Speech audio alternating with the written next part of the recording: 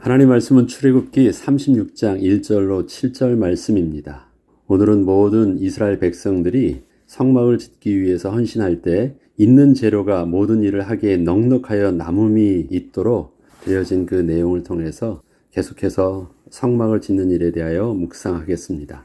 이스라엘 백성들은 성막을 짓는 일에 자신들이 가지고 있던 가장 귀한 예물들을 아낌없이 드렸고, 자신들의 재능들이 하나님이 원하시는 대로 온전히 쓰임받도록 자원하는 심령으로 최선을 다하여 헌신을 했습니다. 성막에는 모든 이스라엘 백성의 땀과 열정 그리고 아낌없는 헌신이 온전히 담겨 있었습니다.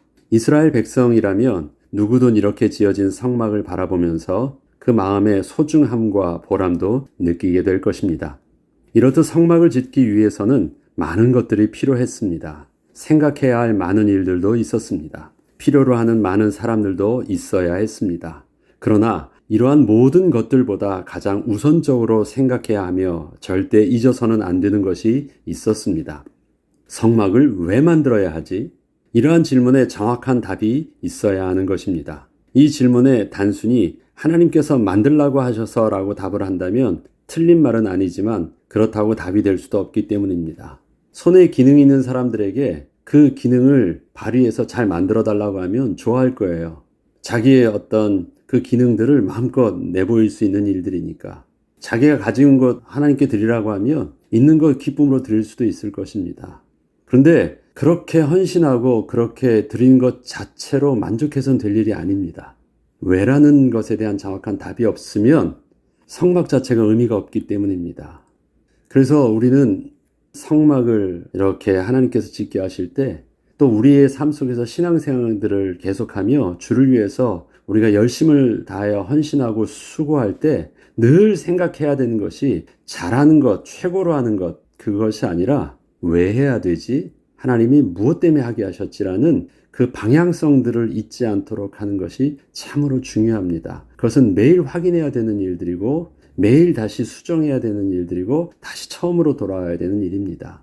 그것이 우리의 신앙과 삶 속에서 제일 중요한 본질이기 때문에 그렇습니다.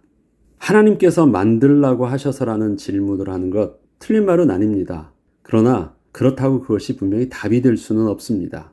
만약에 성막을 만드는 일이 최종 목표였다면 저들은 그 성막을 짓기 위해서 그렇게 헌신하고 그렇게 집중해서 마침내 완성은 하게 될 것입니다. 그리고 하나님의 말씀에 순종함으로 자신들이 헌신했던 일에 대한 성취감도 갖게 될 것입니다.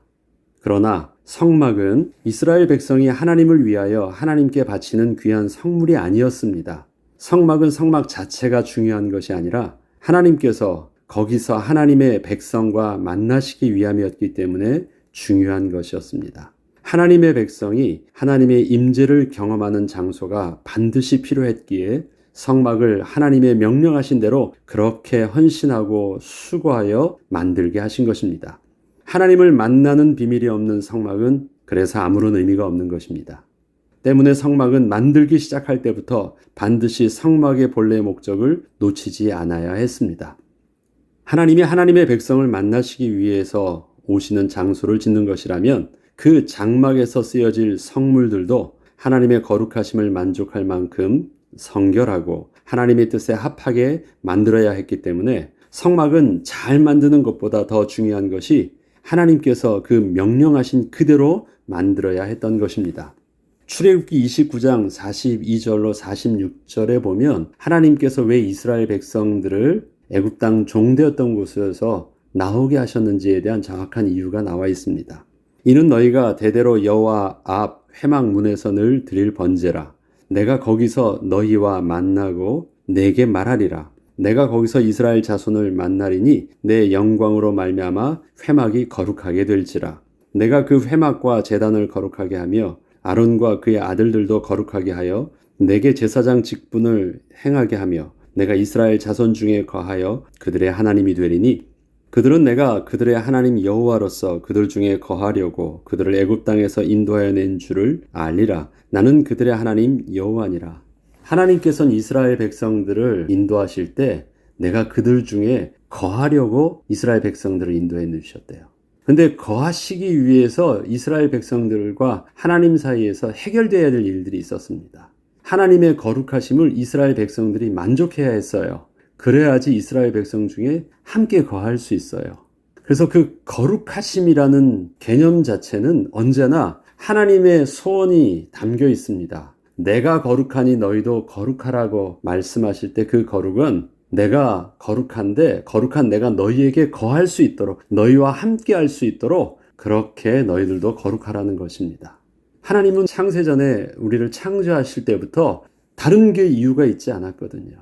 하나님이 하나님의 백성과 함께 하기 위해서 하나님은 사람을 창조하신 것이었거든요. 그래서 함께 하시는 이 하나님의 소원을 우리가 놓치면 우리가 거룩하게 한다라는 그 의미를 우리가 올바로 알 수 없고 올바로 우리가 그 거룩을 위해서 올바른 방향을 가지고 우리의 거룩성을 유지할 수도 없는 것입니다. 하나님의 소원을 잊어버리면 우리가 지향하는 거룩성은 세상에서 말하고 있는 그 종교적 노력, 종교적 수련과 다르지 않고 종교인의 수준과 다르지 않은 모습을 생각하게 돼요. 그러나 하나님이 우리와 함께 하시기 위해서라는 명확한 사실을 가지고 거룩함을 바라볼 때 우리가 온전히 하나님의 거룩한 백성이 되기 위한 그 지향점을 바로 할 수 있는 것입니다.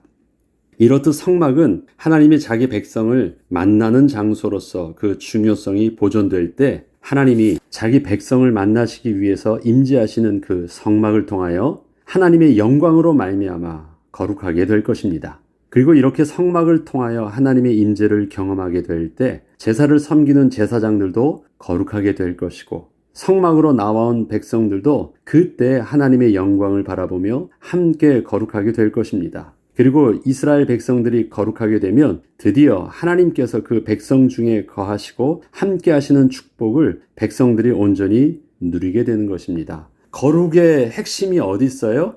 백성들의 수련에 있지 않아요. 백성들이 종교적 가르침을 받는데 거룩의 비밀이 있지 않아요. 하나님의 영광이 노출되면 백성들이 거룩해져요. 우리가 제사의 비밀 속에서 화목제가 있죠. 화목제를 통해서 이스라엘 백성들이 하나님이 주시는 하나님의 그 음식을 백성들이 나눠 먹습니다. 그때 백성들이 거룩해져요. 화목제의 핵심은 무엇입니까? 하나님께서 하나님의 백성을 거룩하게 하는 비밀이었어요. 화목제는 백성들이 하나님께 제사를 드리고 잔치 음식을 가지고 축제를 벌이는 게 아닙니다. 화목제물을 함부로 다뤘다면 하나님께서 백성 중에서 그들을 다 끊어버리시겠다고 말씀하세요. 쉽게 함께 백성들이 음식을 먹으면서 축제로 쉽게 생각했다면 큰일 나는 것입니다. 하나님께 드려진 제물을 하나님의 거룩하신 제물이 되었어요. 그것을 하나님이 다시 백성들에게 나눠줘서 함께 즐거워하는 것입니다. 그 제물을 백성들이 함께 먹을 때 백성들이 드디어 거룩한 하나님의 백성이 되는 것이에요. 그래서 화목제는 언제 끝나냐? 다른 것은 다 백성들이 하나님께 드릴 때 제사가 끝나요. 근데 화목제는 그 드린 것을 백성들이 함께 다 먹고 화목제물이 하나도 남김이 없을 때 제사가 끝납니다. 그 제사는 모든 제사의 마지막이에요. 번제도 있고 소제도 있고 속죄제도 있는데 모든 제사의 마지막이 화목제예요. 왜? 그것을 통해서 하나님의 소원이 무엇이냐면 하나님의 백성을 거룩하게 하는 것이기 때문에. 바로 성막도 마찬가지입니다. 성막을 통해서 하나님이 가장 원하시는 것은 뭐냐면 내 백성을 거룩하게 하는 것이에요. 내 백성을 거룩하게 하려면 어떻게 해야 되느냐? 하나님의 손이 저들을 터치해야 돼요. 하나님의 영광이 저들에게 노출되어져야 돼요. 그때 이스라엘 백성들이 그 음식으로 인하여 거룩해지는 것이고 하나님의 영광으로 인하여 거룩하게 되어지는 것입니다. 이 비밀이 성막에 담겨 있어야 되고 제사에 담겨져 있어야 되고 헌신에 담겨져 있어야 됩니다. 이렇게 감당할 수 있도록 중간에서 도와주는 역할을, 섬기는 역할을 제사장들이 하는 것입니다. 이 지향점을 여러분들이 반드시 알고 있어야 됩니다. 세상 사람들 중에는 본인은 교회를 다니지 않아도 자기의 자녀들을 교회로 보내는 사람이 많이 있습니다. 저들은 우리가 신앙으로 고백하고 있는 믿음의 내용과 상관없이 도덕적이고 종교적인 가르침이 자녀들을 올바른 사람이 되게 하는데 유익하다는 이유 때문에 자녀를 보낸다고 하고 있지만, 그러나 우리가 교회에 가서 성도들과 함께 예배를 드리는 것은 종교적 수련과 가르침을 통하여 우리 자신의 마음을 다스리며 세상에서 존경받는 그런 선하고 올바른 사람이 되기 위함이 아닙니다. 하나님의 백성은 거룩하신 하나님을 향한 신령과 진정의 예배를 통하여 하나님의 임재를 경험하게 될 때 하나님의 영광으로 말미암아 하나님의 거룩한 백성으로 변화될 것입니다. 우리가 설교를 들어서 내가 이해되고 이해된 그 말씀을 통해서 내가 그렇게 살려고 노력하는 것이 아닙니다. 우리는 전인격적으로 하나님의 말씀을 듣고 그렇게 순종해야 됩니다. 마땅한 바예요. 그렇지만 그렇게 내가 종교적인 가르침을 받아서 스스로 그렇게 변화받도록 노력해서 내가 거룩하거나 변화되는 것이 아닙니다. 순종은 하나님의 백성으로서 마땅한 자세이기 때문에 순종하는 것입니다. 변화받으려고 순종하는 것이 아니에요. 순종 자체가 우리의 백성의 마땅함인 것이에요. 변화는 어디서 일어나느냐? 거룩하신 하나님의 창조의 능력의 손이 우리에게 터치가 될 때 우리가 치유되어지고 변화되어지고 회복되어지는 것입니다. 우리의 노력을 가지고 우리의 죄성이, 우리의 오염된 부패된 육신이 변화될 수 있다고 생각하십니까? 천만에요. 그런 거 아닙니다. 하나님의 창조의 손이 터치되어지는 것입니다. 그러려면 어떻게 돼요? 그것이 우리가 드려지는 예배예요. 그것이 우리가 하나님께 나아가서 은혜를 구하는 영적인 비밀인 것이에요. 이스라엘 백성들은 바로 성막을 통해서 그 앞에 나아가 하나님께 온전한 제사를 통해서 그 은혜를 누리게 했고, 우리에게 있어서는 주께서 모이게 하신 머리 되신 그리스도께서 그분이 기초 되신 그 이름 위에 세워진 교회를 통해서 우리를 모이게 하셨고, 그 백성이 예수 그리스도의 이름을 붙잡고 신령과 진정한 예배를 드릴 때 하나님의 임재를 경험하게 되므로 우리가 진정한 거룩한 백성으로 변화를 누릴 수 있도록 해주신 것입니다. 이렇게 거룩한 백성이 된다는 것이 바로 하나님이 우리 안에 거하시는 기쁨을 우리가 온전히 누리게 되는 영적 축복의 비밀이 됩니다. 우리가 거룩하게 됐어요. 그러면 만족하는 것입니까? 자, 됐다. 우리가 드디어 해탈의 경지에 오르게 됐다라고 생각하는 거룩한 수준으로 바뀌었다라는 것이 우리의 만족이 아닙니다. 그건 아무 의미가 없어요. 거룩은 수단입니다. 어떤 수단? 거룩하신 하나님이 우리와 함께 하시기 위해서 반드시 필요로 하는 조건일 뿐입니다. 진짜 복은 어디 있습니까? 그렇게 우리가 되어진 모습 속에 하나님이 우리와 함께 즐거워하는 것입니다. 그 즐거움이 우리에게 복이 되는 것이에요. 그 하나님과 더불어 친밀한 교제가 우리를 평안하게 하고 기뻐하게 하고 우리의 생명이 이 땅에 의미가 있게 하는 것입니다. 내가 거룩하게 되어졌다라는 그 자체는 아무 의미가 없어요. 우리의 지향점이 거룩성이 있지만 그 거룩성이 최종 목표가 아니에요. 거룩함이 구원 자체도 아닙니다.